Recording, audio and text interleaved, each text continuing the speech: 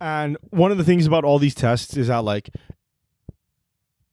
if you get the vocabulary down, the reason why we're harkening so much on flashcards is that if you get the vocabulary down, that's 70% of the battle on most of these things. All you need to know is what the words mean. If you know what the words mean, a lot of the rest of it is really logical.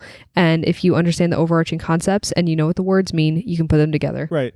You use context once you That's true for everything in life. Right. Once you understand the vocabulary, you kind of just use context clues to fill you in. Mm-hmm. And you're like, all right, well, this means that, and this system is that. Mm-hmm. All right.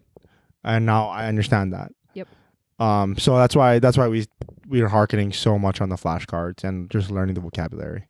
That's also going to help you when you're interviewing for jobs too, because if you know what the words mean, then you can get through an interview. That matters, because what you don't want to do is get there and not know what some of the words mean. And it will really help you to just know what people are talking about. It's going to help you in your work too when you get hired, because you're just going to need to know what people are talking about.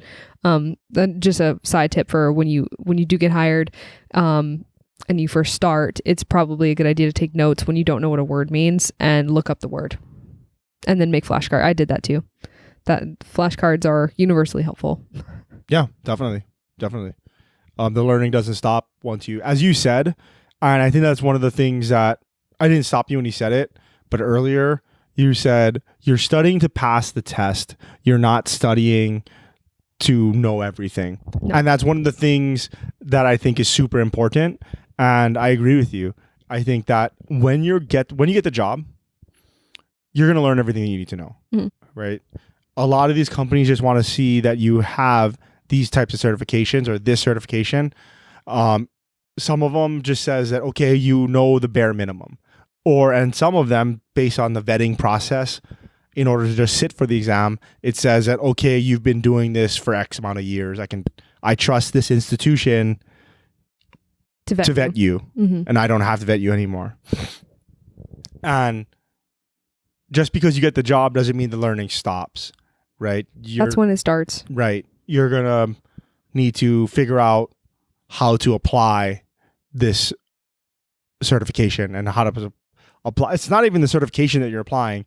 It's the knowledge that you're applying. Also, I think this is something here that's really important to note, especially, like I said, to those people who are having confidence issues, is that, just for the record, that is exactly how colleges are. It's the same thing. You're testing to show that you know basic industry knowledge, bare minimum, enough to signify that you should be able to get an entry-level job in whatever field. That is exactly what a college degree is. And any college graduate, any four-year graduate who pretends like they know what they're doing when they go into their field has no idea what they're in for, because they do not. They're starting from the same exact position that you are. Right. Which is they've never done the job, so they don't know anything about doing the job. You can't until you've actually done the work, because the theory of work, the theory of what you'll need to know is most of the time not accurate at all to what you actually need to know to do the work.